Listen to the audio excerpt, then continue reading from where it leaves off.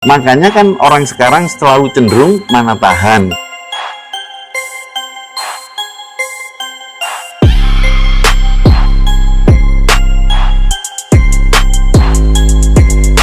Salam Sobat Dalam Tuhan. Pada kesempatan siang hari ini kita akan lebih mengulik lebih dalam khususnya tentang hal yang terjadi dalam keluarga, yaitu perceraian. Kristen boleh cerai nggak sih? Tapi realitanya di dalam data, di pendudukan atau di Disdukcapil, tingkat perceraian di dalam kekristenan cukup banyak juga. Bahkan banyak ya. antriannya juga ada gitu. Nah, antriannya ada Bagi yang perceraian siap kan untuk cerai. Ada listnya juga ya. Iya, ada listingnya ya. Menarik. Nah, saat ini kita ditemani dengan Bapak Timotius nih. Iya. Mungkin bisa memperkenalkan diri. Monggo Pak Timotius memperkenalkan diri. Baik, rekan-rekan, kita berjumpa pada siang hari ini. Saya berterima kasih bisa memperkenalkan diri saya. Nama saya Timotius Arsuroso dan saya seorang pendeta. Sekarang ini saya berada di penggembalaan di Gereja Isa Al-Masih Majapahit. Jadi tidak jauh dari sini, dekat saja. Kapan kalau ada waktu silahkan mampir ya. Ya, baik. Terima kasih Pak Timotius. Nanti kami juga beberapa kali akan beribadah ke tempat Bapak ya. Ya. Siap. Pada kesempatan siang hari ini Pak Timotius, yang seperti tadi kita sudah sampaikan, kita akan membahas mengenai perceraian. Seperti apa sih Alkitab berkata tentang perceraian? Iya. Alkitab melarangkah? Alkitab mengizinkankah? Atau Alkitab itu menghendakikah? Nah, tentunya teman-teman yang ada di sana, ada beberapa gereja yang mengatakan cerai sah, tidak masalah. Ya. Tapi itu sesuai Alkitab nggak? Gitu. Ada beberapa gereja yang melarang. Tetapi di Alkitab pun juga ada yang namanya perceraian. Nah, menurut pandangan Pak Timotius, selaku seorang gembala gereja di GIA, apa sih sebenarnya yang dikatakan Alkitab tentang perceraian, Pak? Ya, saya kebetulan membaca di kitab Injil Matius patsalnya yang ke-19. Injil Matius, ya. Injil Matius pasal 19 dan saya membaca di ayat yang ke-6. Demikian dikatakan, demikianlah mereka bukan lagi dua, melainkan satu. Karena itu apa yang telah dipersatukan Allah tidak boleh diceraikan manusia. Nah, ini sekedar buat catatan saja. Ada sebuah catatan yang saya buat di sini. Jadi ternyata bahwa rencana Allah semula itu dipersatukan. Laki-laki dan perempuan yang menjadi satu kesatuan. Ketika kita bicara tentang pernikahan, selalu dimulaikan dari kitab Kejadian, tidak dalam kitab Wahyu tentunya. Karena dalam kitab Kejadian pasal 2, ayatnya yang ke-18 sampai ayat yang ke-25, di ayat 18 itu mengatakan bahwa tidak baik seorang laki-laki itu sendirian saja. Dan dia akan diberikan seorang penolong. Dan penolong itulah yang kemudian disebut sebagai wanita, istri dari Adam itu sendiri. Nah, laki-laki ini semula tidak tahu siapakah wanita yang dipertemukan Allah. Kemudian dia menerima wanita itu sebagai tulang dari tulangnya, daging dari dagingnya. Karena itu dia disebut sebagai perempuan. Dipersatukan di sini, laki-laki ini menerima. Karena itu adalah tulang dan dagingnya sendiri. Ini sesuatu yang sangat luar biasa, saudaraku. Sehingga laki-laki harus meninggalkan ayah dan ibunya. Memiliki satu tanggung jawab yang baru dan bersatu dengan istrinya. dan menjadi satu kesatuan. Makanya matematikanya berkata 1 tambah 1 itu bukan 2, Tapi satu ya, Pak ya. tapi 1 dalam 1 kesatuan. Gitu kan ini. Kristen itu. Nah ini matematikanya aneh ya. Jadi 1 tambah 1 bukan 2, tapi 1 dalam 1 kesatuan. Kayak kesebelasan sepak bola jumlahnya berapa? Berapa orang? Ya? 11, Pak. 11 kan? 11. Tapi boleh dikatakan 11 kesatuan?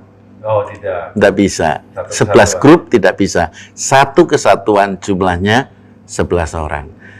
Nah, kita mungkin nanti akan bisa menjadi 4, menjadi 5, menjadi 6, tapi bukan 5, 6 keluarga. Tapi satu dalam satu kesatuan, jumlah anggota keluarga kita bisa 5, bisa 6, dan bisa juga lebih dari itu. Nah, di dalam kitab Matius tadi dikatakan bahwa Matius 19 ayat 6 itu dituliskan mengenai Allah mempersatukan, digunakan kata yang ditulis dalam bahasa Yunani. Maafkan, bicara tentang bahasa Yunani, saya menyitir saja, yaitu Sune Susen. Jadi ketika kita berbicara tentang Sune Susen, ya memang bukan bahasa kita. Artinya Allah mempersatukan, memberikan satu tugas dan mengikat mereka dalam satu kesatuan. Artinya memang tidak boleh berpisah gitu. Lalu dalam bahasa Indonesia dituliskan hanya kata dipersatukan. Ya, bukan kita tidak menggunakan bahasa Indonesia. Bahasa Indonesia itu baik, saudaraku, karena itu bahasa kita. Tapi kita juga perlu membandingkan sebagai sebuah referensi agar kita semakin diyakinkan. Kata dipersatukan itu artinya jangan dipisahkan. Dan itu ditulis dalam bahasanya orang Yunani dengan kata sire soto. Nah, jadi jangan bicara tentang lapar, aku kepengin makan soto kan itu. Tapi ini memang bahasa mereka, dan itu yang artinya dalam bahasa Indonesia tidak boleh diceraikan, tidak boleh dipisahkan. Saya potong sebentar, Pak. Ya. Pak. Kenyataannya kan tadi yang Dino bilang kan listnya banyak sekali nih ya. Bahkan saat ini di Dukcapil ya. Ya. Peningkatan perceraian itu luar biasa. Padahal kita tahu di dalam dari kejadian 2 dari awal penciptaan bahwa Tuhan menginginkan bahwa menjadi satu ya. Itu gimana, Pak? Iya. Nah, ini kita bicaranya sekarang per kasus ya. Iya. Jadi secara prinsip pernikahan itu mahal, mulia, dan agung. Secara prinsip. Ya, mahal itu karena nggak sama dengan yang lain, Oke. dibedakan, dan agung itu berbicara tentang ini programnya Allah, gitu. Oke. Dan mulia memang tidak boleh dianggap sepele pernikahan itu. Nah, sekarang kita berbicara tentang per kasus. Tahun 1996, Kota Semarang itu menjadi kota teladan, Pak. Betul. Teladan dalam segalanya. Tapi justru pada tahun 96 itu berubah karena ada masalah besar terjadi, yaitu krisis moneter. Ya. Kemudian berubah menjadi krisis total. Nah, hari itu Kota Semarang berubah, bukan menjadi kota teladan, tapi menjadi kota perceraian. Itu data itu maksudnya perceraian secara umum dari berbagai agama atau dari kalangan Kristiani? Berbagai macam agama. Karena permasalahannya justru di ekonomi. Oh.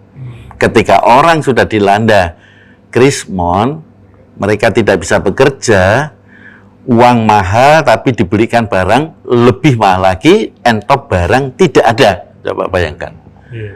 Gitu. Sehingga mereka punya pola pikir, cepat dapat, lambat ketinggalan. Iya, betul sekali. Cepat dapat ya, siapa yang dapat gebetan, ya ini Lebih dapat kan. Yang nggak dapat gebetan ketinggalan. Karena memang demi untuk life-nya, mereka berani menjual diri. Dan bahkan meninggalkan suami, meninggalkan anak-anak itu bukan sebuah rasa ketakutan. Tapi itu kebanggaan karena mereka bisa hidup hanya Mandiri, dengan ya. sesuap nasi. Ya. Ini luar biasa terjadi gitu. Nah itu kasusnya. Pak, tapi kan ya. kalau di dalam ini nih, saya pernah baca di ayat mana saya lupa persisnya. Kan memang tidak boleh dipersatukan. Tadi kan yang dipersatukan manusia tidak boleh diceritakan. Iya. Sorry, yang dipersatukan oleh Allah Ya. tidak boleh dipersatukan Iya. oleh manusia. Nah, Tapi akhirnya kan ada kasus perceraian misalnya KDRT tadi, ya. juga ekonomi ya, Pak Ya. ya. Nah ini satu nih. Yesus pernah mengatakan bahwa kita boleh bercerai Karena karena zina. zina. Itu Ya. maksudnya gimana ya? Di ayat selanjutnya itu ada itu, Pak. Gimana? Di ayat selanjutnya di Matius 19. Ya. Kita coba bandingkan. Oke. Saya akan bacakan ya, Pak Tim. Ya. Ya, di sana dikatakan Matius 19, saya mulai dari ayat yang ke-8. Kata Yesus kepada mereka, karena ketegaran hatimu Musa mengizinkan kamu menceraikan istrimu. Tetapi sejak semula tidaklah Tidak demikian. demikian. Tetapi aku berkata kepadamu, barang siapa menceraikan istrinya, kecuali karena zina, lalu kawin dengan perempuan lain, ia berbuat zina. Ya. Jadi sebenarnya dari ayat ini tidak berarti bahwa Yesus mengizinkan sebuah Iya. perzinahan dalam artian meninggalkan tanggung jawab Sebagai seorang suami dan ya. istri ya. Nah, ini ada sebuah catatan saja mungkin untuk Bapak dan Ibu saudara yang mendengar di sini. Catatan pertama itu dikutip dari kitab Ulangan pasal 24 ayat 1 sampai 4. Dan jika kita bandingkan nanti dalam Matius 5 ayat 31. Ada seorang yang bernama Matthew Henry. Nah, Matthew Henry itu berkata bahwa pemberian surat cerai dalam perjanjian lama itu bukanlah sebuah indikasi dalam bahasa hukum, artinya tempat di mana mereka bercerai diperbolehkan pasangan yang satu dengan yang lain. Tidak, saudara. Ini adalah sebuah gagasan pelindungan untuk kaum perempuan. Mengapa? Karena pada waktu itu kaum laki-laki yang diberikan hak, diberikan kuasa, bahkan berbuat semena-mena gitu ya. Kalau tidak senang dengan istri dan sebagainya, cari-cari jalan supaya bisa menceraikan. Dan pandangan Matthew Henry menghargai hak asasinya wanita supaya jangan dianggap seperti itu. Itu kan murah banget itu. Jadi intinya itu surat perceraian itu ya sebagai status ya, Pak ya? Ya, supaya mereka punya status sebagai seorang wanita yang berkepribadian baik gitu. Nah, yang kedua ada pandangan lagi yang lain, pandangan dari pandangan Hillel ya. Hillel juga mengatakan mereka itu berhak menceraikan istri, adalah suami yang berhak itu. Di mana laki-laki posisinya pemegang kendali dan kuasa bagi seorang wanita, sehingga punya kecenderungan yang memiliki hak-hak yang kuat itu adalah laki-laki, sebagai tradisi orang Yahudi bahwa laki-laki mempunyai hak untuk melakukan perceraian. Nah, kalau begitu itu kan budaya. Iya. Tapi Alkitab sebenarnya kan melarang, tidak boleh. Jadi yang terjadi ketika kita melihat dari dua pandangan ini, maka yang terjadi itu adalah perasaan, keinginan manusia yang melawan kehendak Allah, melawan aturan Allah. Sehingga kalau boleh dikatakan manusia-manusia itu kan di luar orang percaya jadinya. Apa bedanya mereka memegang kitab Taurat tapi mereka tidak melakukannya. Itu. Baik, Pak, mohon maaf. Ya. Tadi itu kan pendapat dari Matthew Henry. Matthew Henry. Lalu pendapat yang Hillel. mereka adalah teolog-teolog Ya. di tahun 1700 Ya. hingga 1800-an ya, Pak. Itu. Betul. Nah, kalau kita merujuk dari konsep itu memang ada benarnya menurut saya. Tetapi kalau kita lihat dari tulisan Matius 19 di sini kan Yesus berkata, jika demikian, apakah sebabnya Musa memerintahkan untuk memberikan surat cerai jika orang menceraikan istrinya? Ya. Apakah konsep pemikiran Musa bisa dikatakan seperti yang diungkapkan Henry dan Iya. Hillel itu? Karena kalau kita rujuk pada masa Taurat, itu yang terjadi saat Musa mengeluarkan surat cerai, Musa mengizinkan perceraian itu dengan keadaan terpaksa, padahal di situ Tuhan sedang mengajarkan mereka bagaimana supaya bisa saling mengasihi. Ya. Nah, ini yang kami ingin mengerti sebenarnya alasan kedegilan hati bangsa Israel sehingga Musa terpaksa mengeluarkan surat cerai ini. Sebenarnya Allah ikut intervensi nggak gitu loh Pak? Maksudnya seperti itu. Intinya Musa mengeluarkan surat cerai itu karena keterlibatan Allah atau tidak gitu ya? Iya, Apa cuma logikanya Musa aja? Musa saja. Sampai artinya kan, Atau Tuhan yang memerintah ya? iya, artinya kalau pada masa itu, kalau kita bicara kan, Musa bicara itu berarti Allah bicara gitu. Ya. Nah, Ya. Jadi teman-teman sedikit pengetahuan saja. Kenapa Benu ngomong begitu? Kita tahu bahwa hubungan Musa dengan Allah itu seperti seorang sahabat ya, Betul. Ya. yang berkomunikasi seperti kita berkomunikasi. Iya, seperti saat Iya. ini. Jadi betul pertanyaan Benu, apakah itu campur tangan Tuhan? Iya, Allah ikut Apakah perintah intervensi, Tuhan? iya Ya. betul. Atau hanya logikanya Musa ya, Betul. yang pikir ya sebagai manusia? Seperti Hillel dan Ya, Hillel Henry dengan tadi. hak asasi manusia. Saya Iya. tahu mungkin gini, Ben. Misalnya nih ya, ada kalau saya lihat kan zaman dulu itu kan perempuan itu terlalu dinistakan Iya. ya, tidak ada harganya ya. Tidak ada harganya. Dari zaman dulu itu sebagai budak, sebagai apa perempuan itu menurut saya itu tidak ada nilainya. Sehingga mungkin Musa melihat mungkin yang tadi Matius Henry ya, Ya. dikatakan kasihan dong kalau ada tahu-tahu ini suami udah pergi lama, udah nggak pernah datengin lagi kembali, terus statusnya apa? Jadi kan mungkin akhirnya kan dibikin suatu surat gitu. Oh ternyata sudah bukan suaminya dia. Gitu. Nah tadi benar-benar bilang, apakah itu campur tangan ya? Pak, Iya, ya? Allah ikut intervensi juga gitu Pak. Saya melihatnya itu kan Musa punya pengalaman secara pribadi sebagai seorang leader, sebagai seorang pemimpin. Iya, pemimpin. Pernah sekali waktu Musa terbawa emosinya. Hanya gara-gara orang-orang Israel itu minta air. Iya. Ya, mirip Ya. Pak ya. Sampai akhirnya dia mendengar gerutu mereka itu tidak tahan hatinya. Tapi Tuhan menyertai. Maksudnya itu jangan sampai yang kau lakukan demi namaku itu gagal gitu kan. Nah akhirnya dia pukul Iya. gunung batu itu keluar air. Air. Tapi emosinya bukan dari Tuhan. Dia juga akhirnya ditegur sama Tuhan. Betul. Kamu tidak boleh begitu. Iya. Tapi Tuhan menghargai Musa di depan Bangsa masyarakat. Israel. Israel. Tapi secara pribadi dia ditegur oleh Tuhan. Ya. Oke. Apa bedanya dengan hal ini? Bedanya sama. Karena masyarakatnya itu memintanya luar biasa. Jadi Musa adalah seorang manusia.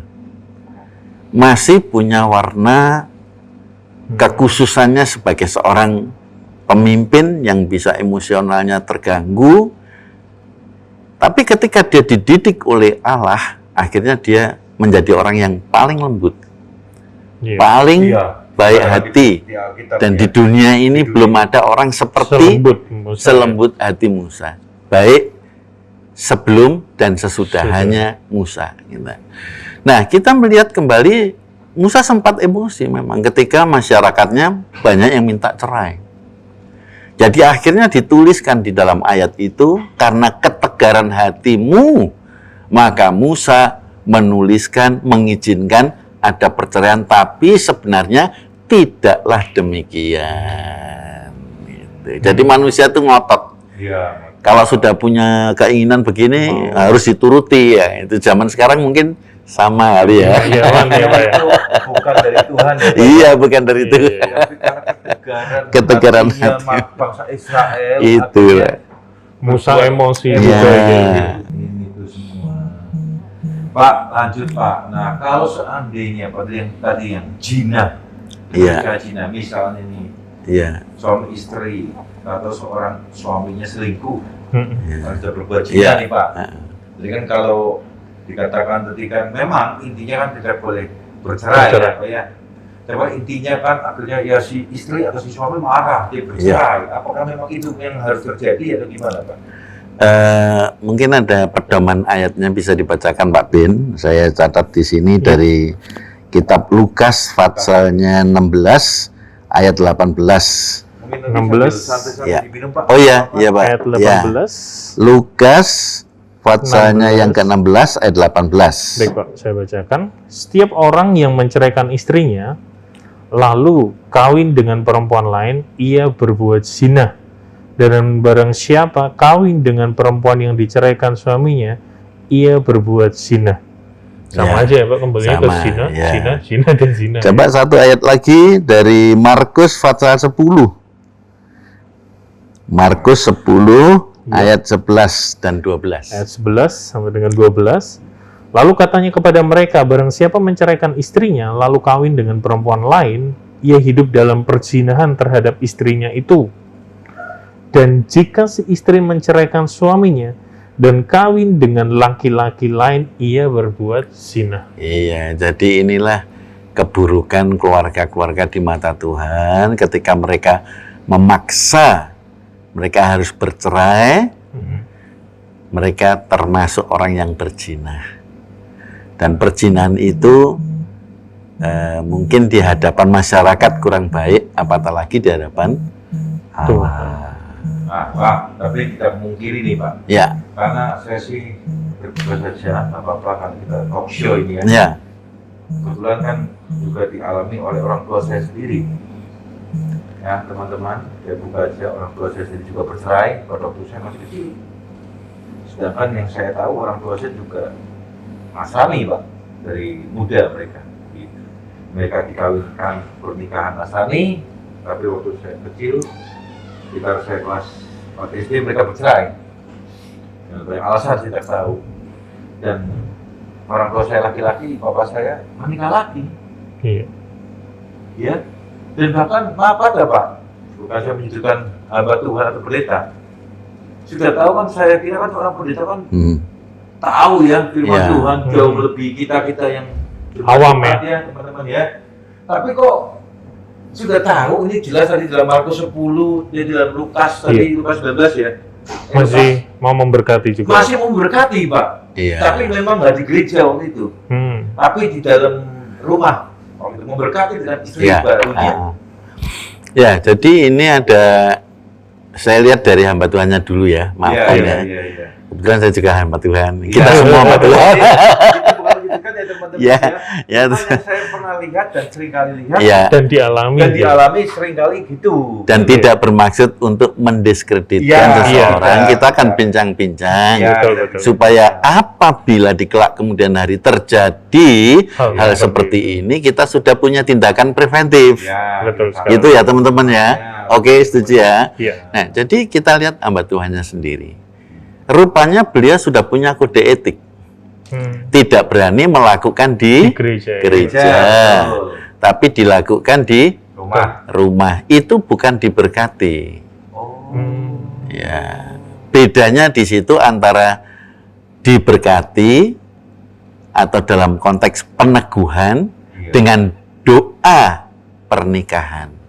Oh, ada beda. Oh, Oh, ada konsep beda berbeda. jauh. Baik. Kalau peneguhan, saudara-saudaraku, ya peneguhan Menarik itu juga nih. acaranya full dan itu dilakukan oleh laki-laki yang belum beristri dan belum pernah samenleven, kumpul kebo. Zaman sekarang kan kumpul kebo, Iya. mungkin Oke. kumpul bajul. Betul, ya. Maafkan ini kasar istilahnya, tapi sebenarnya tidak boleh. Jadi pacaran itu sebatas mana gitu. Tidak boleh melakukan sampai batas tertentu. Makanya kan orang sekarang selalu cenderung mana tahan kata mereka. Ya ini yang tidak bisa Iya, gitu. Jadi ketika mau mengikuti aturan yang Kristiani, tadi dikatakan pernikahan Kristiani itu apa? mahal, Mahal, ya. agung, Agung. mulia. Mulia. Tidak bisa dianggap remeh. Kalau mau benar-benar menjadi orang percaya kepada Yesus Kristus, jadi dia harus mengikuti yang namanya katekisasi pernikahan. Minimal 3 bulan sampai 6 bulan. Apa yang diajarkan di situ tentang rumah tangga, tentang pernikahan, tentang kekudusan, tentang ekonomi, dan banyak hal supaya ketika rumah tangga ini dibangun, mereka sudah bisa melakukan. Gitu. Jadi jangan enrayinnya didulukan, kemudian baru belajar. Terlambat. Terbalik ya Pak. Iya, terbalik. Buat teman-teman Saya dulu. yang belum menikah, Bayar dulu. Nah, itu. Apa? Katekisasi. Ya, teman-teman ya. 3 bulan sampai 6 bulan loh. Kita tahu benar-benar sebelum kita melangkah. Iya. Karena perjanjian pernikahan itu adalah suatu perjanjian yang Iya. mahal, mulia, Iya, dan agung. agung, oh ya, mahal, agung dan mulia. Ya, bukan Gitu. sembarangan teman-teman ya. Gitu. Bayar harga dulu, jangan intrain dulu. Istilahnya bertes. Iya, Mungkin mau tes. Iya, gitu. Gitu, Ya, saudaraku. tes drive mungkin ya. Oke. Nah, sehingga ketika laki-laki dan perempuan menjaga kesucian dan sudah diadakan pastoral secara pribadi, maka oleh pendeta yang bertanggung jawab dinyatakan boleh atau tidak. Lulus lisensinya. Ya. Iya, kalau sudah dinyatakan boleh, tanda tangan, maka diumumkan di gereja. 3 minggu berturut-turut, harapannya, kalau mungkin minggu pertama tidak ada masalah. Minggu kedua ada laporan. Oh, saya keberatan dengan seorang wanita itu yang dicalonkan sebagai istri dari laki-laki yang aku kenal. Kenapa? Nah, dipanggil sama pendetanya. Alasannya apa? Kalau memang betul alasannya kurang tepat, maka tidak diizinkan untuk diteruskan informasinya lewat warta gereja. Di-cut. Dan itu artinya kalau memang benar setelah dikonfrontir, apa yang terjadi? Perempuan, laki-laki yang menjadi pasangan ini, calon mempelai, harus rela untuk tidak dilaksanakan peneguhan nikah. Pengumumannya di stop untuk kali yang kedua dan dilaksanakannya doa pernikahan. Iya. Jadi yang papanya tadi, yang dilakukan jadi gimana? Yang di rumah jadi namanya? Kalau papa tadi adalah doa pernikahan, karena kasihan kalau tidak didoakan, beliau Kristiani. Ya. Didoakan tuh harapannya supaya secara moral menambah spirit yang baru untuk berbuat yang lebih baik dari waktu yang sudah. Nah, Pak, maaf, apakah itu dipandang Allah pernikahan resmi atau tidak, Pak? Makanya kan tidak disebut sebagai peneguhan nikah. Doa. Tapi ini berarti Itu mohon sudah maaf, pelanggaran agak ya. sensitif. Mohon maaf ya Pak. Berarti selama ini hidupnya dalam perzinahan ya Pak? Iya, dalam perzinahan. Cuman sudah jangan sampai terus hidupnya tidak benar. Kalau orang sudah berzina itu di hadapan Allah merupakan hubungan yang terputus. Gap communication. Terjadi separation antara manusia dengan Allah yang kudus itu. Karena sudah terjadi Bersyukur sebuah di pelanggaran. akhir Pak, tapi kalau gitu berarti apa? Ketika Allah, apakah berarti sepanjang hidup orang tua saya dan istrinya itu di mata Allah berdosa terus, Pak? Nggak ada kesempatan untuk Nah, minta ampun atau gimana? sekarang kalau boleh saya tahu, maafkan ini. Nah, bagaimana kondisi yang bersangkutan? Apakah hidupnya semakin baik, semakin sungguh-sungguh beribadahnya? Nah, Kebetulan juga orang tua saya laki-laki sekarang sudah meninggal. lah itu. Soalnya saya sempat terakhir mendoakan beliau. Ya, Pak Tim tahu. benar-benar. Dan saya ajak menyembah, saya bercerita tentang Tuhan. Saya didoain Pak Tim nih, paginya Gitu ya. Ya. dia kembali ke rumah Bapak. Jadi memang kita tidak bisa melakukan penghakiman. Iya. Mata kita itu kan sebatas sejauh memandang. Iya. Tapi lebih dari itu kita tidak bisa mengenal Bukan detailnya Tuhan, ya. hati ini. Itu yang tahu adalah Allah. Dan sejauh mana pengakuan dan permohonan ampun yang bersangkutan pada Tuhan, Tuhanlah yang mempunyai penilaian. Iya.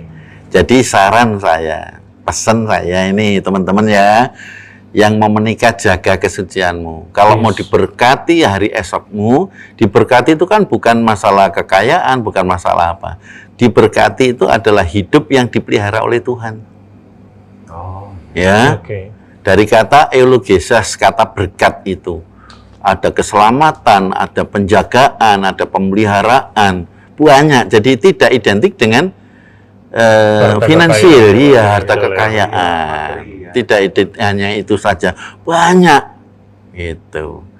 Jadi karena itu tetaplah berjaga-jagalah, kerjakan keselamatanmu dalam takut dan gentar, baik hatimu senang ataupun tidak, dalam waktu yang tidak memungkinkan ataupun waktu yang baik, lakukan itu yang benar di hadapan Tuhan. Berkatnya berlimpah. Nah, Pak Tim, kalau Iya. satu lagi Pak Tim, nih dari kan kasus persidangan Iya, yang iya, kita bahas iya. tadi ya. Yep.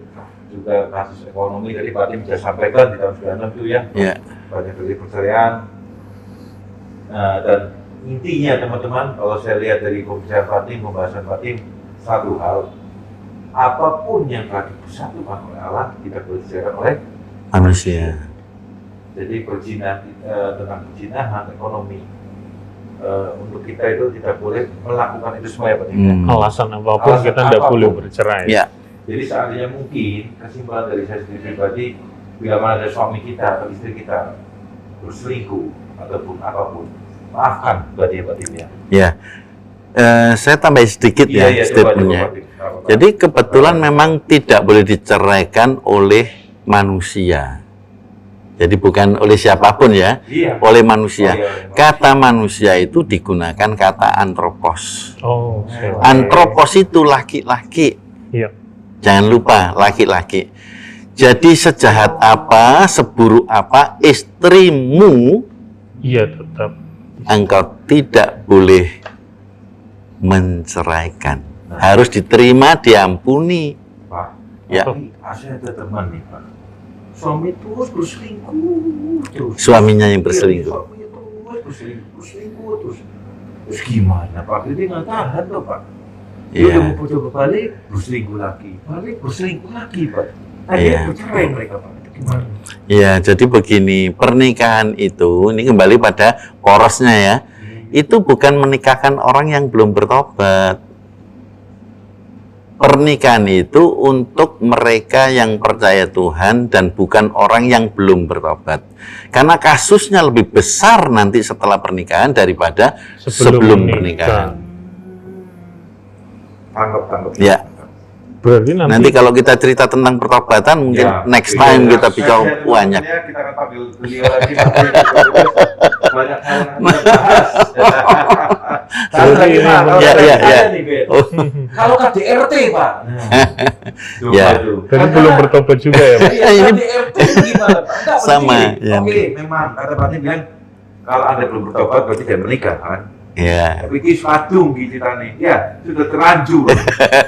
Benar kan? Sudah terlanjur. Tapi di dalam pernikahan itu yang kita bahas kan perceraian nih. nah, Yang kita bahas perceraian udah kadung, tapi ternyata mereka itu KDRT. Istrinya atau suaminya KDRT. Saya pernah dengar kemarin viral suaminya karena stroke, ya, istrinya akhirnya nggak tahan mungkin Nah, stroke, udah beli nah. KDRT suaminya. ya, Yang Apa? kondisi lemah ya? Hah? Kondisi lemah. Dia kondisi Iya. lemah, dia mungkin capek ngurusin suaminya, Iya. begitu jengkel, sering ditapuk, dia apa suaminya bisa Iya. apa. Itu kalau udah stroke ya. ya. Tapi banyak sekali laki-laki yang KDRT kan. Iya. Itu gimana Pak? Sampai Iya. tahan. Kan membahayakan nyawa istrinya juga. Ya. Boleh kan dia bercerai atau Iya. dia menghindari gitu. Jadi ini rupanya di tengah keluarga itu keluarga-keluarga yang seperti ini nggak semua kan ya. Iya, Iya. iya, pasti. Keluarga-keluarga yang seperti ini adalah keluarga-keluarga yang kehilangan prosedur. Hmm. Prosedur yang benar menurut kitab Mazmur 128 ayat 1 sampai ayat yang ke-6 itu urut-urutannya yang nomor 1 itu istri atau suami. Mazmur berapa Pak? Kita 128 ayat pertama ditulis siapa itu? Oke. Berkat atas rumah tangga, nyanyian syiarah, Mazmur 128. Berbahagialah setiap orang yang takut akan Tuhan, yang hidup menurut jalan yang ditunjukkannya. apabila engkau memakan hasil jerih payah tanganmu, berbahagialah engkau dan baiklah keadaanmu. Ya, sampai di sini dulu ya. Jadi prosedur yang pertama dalam kronologisnya ayat ini itu suami. Suami. Yang disebut sebagai, sebutan siapa bukan nama tapi disebut siapa? Orang laki-laki. Laki-laki, Ya. orang yang takut akan Tuhan. Orang yang takut akan Tuhan. Jadi laki-laki itu harus memiliki Rasa takut. rasa takut, bukan takut terhadap momok, Iya. tapi takut di sini. Nah ini saya akan lari sedikit ya. Ini saya dipatuhi sampai kapan nih? Monggo Pak, monggo. Ya. Ya, jadi saya lari sedikit dari kata takut itu. Jadi ada orang yang takut itu takutnya nggak kepalang Gemeteran gitu gemeternya itu. Jadi digunakan kata yareh, maafkan. Oke, Yaris. Dulu ada orang berkata jare-jare kan Oke. gitu ya. Tapi ini bukan jare-jare. Yare itu adalah seorang yang rasa takutnya itu luar biasa sebelum itu terjadi, dia merasa itu akan-akan sudah terjadi. Condong kekhawatiran. Condong ya, Pak. kekhawatiran yang berlebihan. Iya. Nah, tapi yang dimaksud di sini ini dari akar kata yang sama. Kalau yare itu begitu, tapi ini jirah. Oke, Dalam jirah. Mazmur 1 itu. Ya, Jirah Arabiknya itu jirah. dia takut menghormati kepada Allah gitu loh. Jadi suami itu harusnya jirah, bukan jare dalam menghadapi rumah tangga. Tapi berjirah gitu ya. Jadi dia takut akan Tuhan, menghormati Allah dan beribadah kepadanya. Maka ada efek sampingan. Jika engkau bekerja, hasilnya apa? Baik. Baik. Ya. Iya. Dan meremen. Oke. Urutan kedua istri. Akan menjadi Ya. seperti pohon anggur. yang Nah, subur. Berarti ini istrinya istrimu gemuk-gemuk ya, Pak? bukan. Istrimu itu akan menjadi seperti pohon anggur yang subur, bukan Oh. gemuk kayak saya. Gitu. Tapi itu lambang di Oke. Israel, itu lambang. Israel tuh tidak punya tanaman pisang kayak kita di sini, tidak punya singkong. Jadi mereka seneng tidak seneng itu lambangnya Anggur, nanam anggur, lambang kesuburan. Jadi ketika istrinya seperti Anggur tumbuh ya di sana ya, Pak? oh tumbuh subur di sana. Subur, ya. Dan ketika mereka itu membawa lambang ini ya, apa yang terjadi?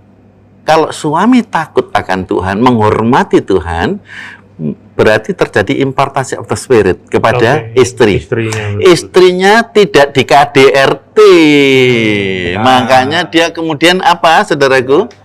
Subur ya. Subur, rohnya yang subur. Terbangun. Cintanya bertumbuh kepada suaminya. Aku rak mbok kayak popo, rak popo. Tidak seperti nyanyian itu Oke. yang berkata, ya, nyanyian itu mengatakan begini, pulangkan saja aku pada ibuku atau ayahku. Dulu segenggam, Mas kopi nang aku. Sekarang kok malah KDRT. Ya. Balekne wae aku. Nah, Bu, Pak. Kalau terjadi Nah, terus bagaimana, Pak? Kan ketakutan seorang istri ini, Pak. ya, Ya, makanya sampai terjadi pembunuhan. ya, lah. ya. Katakan, boleh nggak? Bahkan dicincang ya, Boleh istrinya. nggak, Pak, itu akhirnya bercerai, Pak? Eh, Dari kasus-kasus itu terjadi. Sekarang siapa dulu yang menikah? Pasangan suami istri itu yang mana dulu? Kalau pasangan suami istri itu adalah orang yang percaya, berusaha untuk tidak bercerai, selesaikan masalahnya. Tapi kalau soalnya tetap terus, Pak. Ya tetap aja, karena aturannya kan tidak ada batas waktu. Itu pernikahan 10 tahun ya, aku kontrak 20 tahun ya. Nggak ada, sistemnya nggak kontrak itu. Iya. Saya pernah baca Ever sih, and forever. kalau mungkin kita ribut KDRT begitu, apa mungkin lebih baik pisah dulu? Oh jangan, nah itu malah akan terjadi pisah yang lebih lama. Jadi harus diselesaikan, harus ada Diselesaikan penuntun dalam ya konsep dalam Alkitab keluarga ya, itu Pak. ya Keluarga sesuai dengan Kristen ya. Alkitab. Kalau ada hamba Tuhan diminta tolong untuk menyelesaikan bersama. Dan harus terbuka, suami dan istri jangan menang-menangan gitu. Wah gini, oh kamu nih. Harus menerima sesuai dengan janji pernikahannya. Makanya kan pernikahan Kristiani itu bukan pernikahan mempertobatkan orang, tapi pernikahan orang yang sudah bertobat. Oh, konsepnya. konsepnya gitu. Nah, kalau terjadinya setelah itu berarti pada waktu itu Bukan agreementnya nggak Iya, bener iya. ini. Ini yang menantang ini. Ini kayaknya tentang pernikahan harus kita kupas Iya. tuntas. Pernikahan Pernah ndak Taja ini? Ayo, Karena geger. pernikahan Kristiani saya baru memahami ini, Pak. Jadi pernikahan Kristiani itu konsepnya memang orang-orang yang sudah bertobat. Iya. Gitu. Dan Padahal suami kita harus seringkali menjadi habis imam menikah loh, jangan sudah lupa. bertobat juga. Suami harus jadi imam. Jadi kalau pas pengarahan saya lebih tahu. Mesti saya suruh doa salah satu. Yang saya tembak mesti calon suami dulu. oke, Minta oke, tolong oke. dong berdoa gitu. Iya, Tiba-tiba doanya gini, "Oh, Tuhan, ya Haleluya." Iki jelas iki. Bingung ya, Pak. Belum punya komunikasi yang baik dengan Tuhan. Tuhan, Iki kok iya. dikeremus sama musuhnya. Jadi mungkin Pak Bino Ya. beri kesimpulan nih. Ya. Kalau saya belum berani menyimpulkan, Pak. Nanti supaya Pak Tim yang menyimpulkan. Cuma yang saya tangkap adalah Ya, bagaimana? saat apapun yang terjadi dalam keluargamu, segala sesuatu permasalahan yang datang, selesaikan dengan cara Tuhan, yaitu dengan kembali kepada konsep dasar Alkitab. Artinya perceraian Tuhan tidak menghendaki. Alasan apapun jangan pernah bercerai. Karena Tuhan tidak suka dengan yang namanya perceraian. Lepas itu berzina, oh istriku berzina, suamiku berzina, aku tak cerai aja. Artinya nanti kita menikah dengan orang lain, kita berzina juga, hidup dalam dosa juga. Betul. Ya lebih baik daripada hidup dalam dosa selamanya kita hidup menikmati. Ya kelihatannya, oh perekonomianku meningkat tetapi nggak ada damai sejahteranya. Atau kita mengalami hubungan yang putus dengan Tuhan, tentunya sia-sia. Tapi satu pertanyaan ini Pak ya, untuk menutup perbincangan Ya. kita ya Pak. Yang saya mau tanyakan adalah, Alkitab memang tidak mengajarkan tentang perceraian. Tapi fenomena yang terjadi di dalam kekristenan, perceraian itu cenderung menjadi sesuatu yang legal. Karena sekarang yang menjadi dasar dalam sebuah aturan gereja bukan lagi Alkitab, tetapi apa yang dikatakan oleh anggaran dasar dan anggaran rumah tangga. Ya. Maksudnya Dan- gimana, Pak? Ya, Maksudnya gimana? kalau Pak Tim bisa paham ini. Jadi sederhananya gini Pak Sam. Banyak yang berkata bahwa kita tidak boleh bercerai, Alkitab tidak Iya, boleh bercerai. Tapi gereja dalam konteks saat ini yang terjadi kan banyak gereja itu otonom ya. Tadi kalau dari penjelasan Pak Tim itu adalah ada kode etik. Tapi tidak sedikit, ya bukan, sekali lagi ya teman-teman, bukan mendeskripsikan hamba Tuhan, tidak sedikit juga para hamba Tuhan yang tetap harus memberkati atau terpaksa dan berani memberkati mereka yang sebenarnya adalah sudah punya pasangan suami atau istri dan mereka harus memberkati di gereja. Karena ada kepentingan-kepentingan khusus Ya, dan tentunya seperti di anggaran dasar dan anggaran rumah tangga di gereja tersebut mungkin lupa membahas tentang perceraian. Kita juga nggak paham. Nah di situ itu fenomena yang terjadi. Kebetulan beberapa tahun saya pelayanan, saya masuk di beberapa denominasi yang artinya para pemikir-pemikir ini yang disebut bapak-bapak doktrin gereja ini, mereka punya pemikiran yang membuat saya terkejut. Karena itu sebagai sebuah alasan sosial. Kalau enggak, daripada istrinya nanti babak belur, habis iya, binasa, iya. nah seperti itu. Akhirnya mereka mengatasnamakan bukan lagi Alkitab, tetapi hak asasi. doktrin gereja, Pak. Beda lagi nih, Pak. Ya. Oh, beda lagi. Doktrin gereja ini. Jadi sebenarnya di gereja itu ada Alkitab, terus ada doktrin gereja lagi, itu yang jadi kekuatan. Selanjutnya ada anggaran dasar dan anggaran rumah tangga ya, Pak. Nah itu di tatanan gereja seperti itu, Pak. Kita nanti harus panggil itu ya, Pak Tim sekali lagi supaya membahas tentang doktrin gereja dan itu. Karena macam-macam ya, Pak ya. Nah Iya. itu gimana itu, Pak? Fenomena yang berkembang saat ini. Ini mau dibahas sekarang atau gimana? Sekarang saja, Pak. Nah, Pak. Ya, teman-teman, bahwa denominasi itu semakin banyak di Indonesia. Ini kita karena di Indonesia ya, Iya. jadi kita bicara tentang Indonesia. Semakin banyak pula aturan-aturan etika yang dianut oleh mereka sesuai dengan denominasinya masing-masing.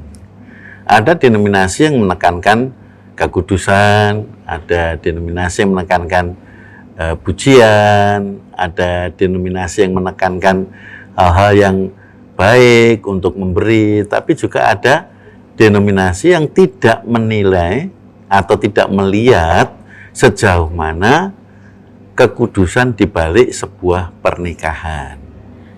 Nah, kalau ini semua bisa sama, tentu saja menjadi satu denominasi. Bahkan satu denominasi saja bisa berbeda pelaksanaannya, gitu ya. Apatah lagi berbeda denominasi. Jadi yang seperti ini memang kita tidak boleh menyitir ya, teman-teman, karena ini hak mereka masing-masing. Ini adalah kode etik. Jadi kita tidak berhak untuk menghakimi mereka apapun keadaannya.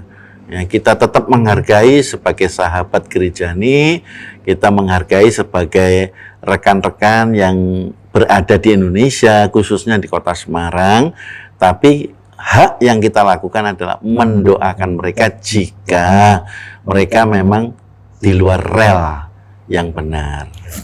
Itu ya, teman-teman. Mungkin Pak Sam ada tambahan? Iya, Pak Tim, saya ngerti. Intinya istilahnya ada hak ya dari kita tidak boleh menghakimi siapa apakah mereka salah tidak salah ya Pak Tim ya. Ya. Tapi teman-teman, satu hal yang saya ingin simpulkan sedikit dalam perjalanan kita untuk kita mengakhiri ya, karena kita berasa nih untuk dalam 1 jam ya. Saya melihat timer 48 menit loh ya. Jadi begini, kalau dari pertanyaan kita, apapun permasalahan kita di dalam rumah tangga kita saat ini, yang teman-teman saat ini sedang alami, apakah itu Anda mengalami ekonomi dalam rumah tangga, perselingkuhan dalam rumah tangga Anda, bahkan sampai ke tingkat KDRT dalam rumah tangga Anda, kita sebagai anak Tuhan, umat Tuhan, ya, hendaknya tetaplah Anda terus bertahan di dalam pernikahan Anda. Karena tadi yang dibahas dari awal oleh Pak Tim, saya senang sekali, pernikahan itu adalah mahal, agung, dan mulia. Jadi, dan juga kita tahu, balik lagi, bukan kita bicara di denominasi ataupun hamba Tuhan, kita mendeskripsikan ya, bahwa Tuhan, tapi balik lagi lebih baik kita kembali ke firman Tuhan, bahwa satu hal yang paling harus kita simpulkan adalah tidak ada satupun manusia dari laki-laki terutama yang boleh menceraikan istrinya ataupun tidak bercerai. Hanya waktu, hanya Tuhan yang memisahkan dari kita semua. Mungkin itu ya, Pak Tim ya. Jadi teman-teman, bila mana Anda sedang menghadapi masalah, datanglah dari kepada Tuhan, minta kekuatan dan kemampuan. Tidak kebetulan juga kita masih ada dalam masa kenaikan Tuhan Yesus Kristus, di mana janji Tuhan setelah naik ke surga, Dia akan menurunkan Roh Kudus untuk memampukan kita, menguatkan hidup kita, untuk kita terus hidup di dalam kehendak-Nya, bukan di dalam kehendak kita sendiri. Ya, yang perlu kita pahami. Jadi apapun permasalahan kita, taruh, kita tunduk di hadapan Tuhan, kita minta petunjuk Tuhan, bertanya, Tuhan mampukan kita untuk kita selalu dipulihkan di dalam rumah tangga kita. Itu saja dari saya. Mungkin ada penambahan dari Benu atau Pak Tim, kita menutup segera. Ya, baik teman-teman, sangat bersyukur kepada Tuhan kita bisa berjumpa lewat acara ini, dan saya harap Anda bisa ketemu lagi di lain waktu, dan pesan dari firman Tuhan, tetaplah setia kepada Tuhan. Amin. Dan hormatilah suamimu bagi mereka yang sudah bersuami, dan kasihlah istrimu ya bagi mereka yang sudah punya istri, karena itulah perintah Tuhan dan rahasia yang paling besar, yang agung, yaitu hubungan kita dengan Tuhan seperti hubungan suami istri. Jadi karena itu suami istri menjadi patron, menjadi contoh yang dipakai sebagai ilustrasi komunikasi kita dengan Tuhan. Tuhan memberkati Anda sekalian. Oke, terima kasih Pak Ya. Tim, terima Ya. kasih Terima untuk kasih. kunjungannya Baik. dan masukan buat kami. Oke, untuk teman-teman jangan lupa subscribe dan tekan tombol loncengnya. Dan untuk itu teman-teman di kolom komentar, tolong teman-teman bisa cantumkan mungkin ada masukan-masukan tema-tema apa yang akan kita bahas supaya itu lebih menarik, yang berkaitan dengan kehidupan kita secara realistis, realita. Karena kami di sini nanti akan mengundang banyak pembicara yang bisa membuka pola pikir kita tentang apa sih yang sebenarnya dikatakan Alkitab atau yang dikatakan Tuhan tentang masalah-masalah yang terjadi dalam kehidupan kita. Artinya nilai-nilai praktis. Oke, thank you, Thank you, Sobat God Tuhan. bless. Tuhan Yesus memberkati.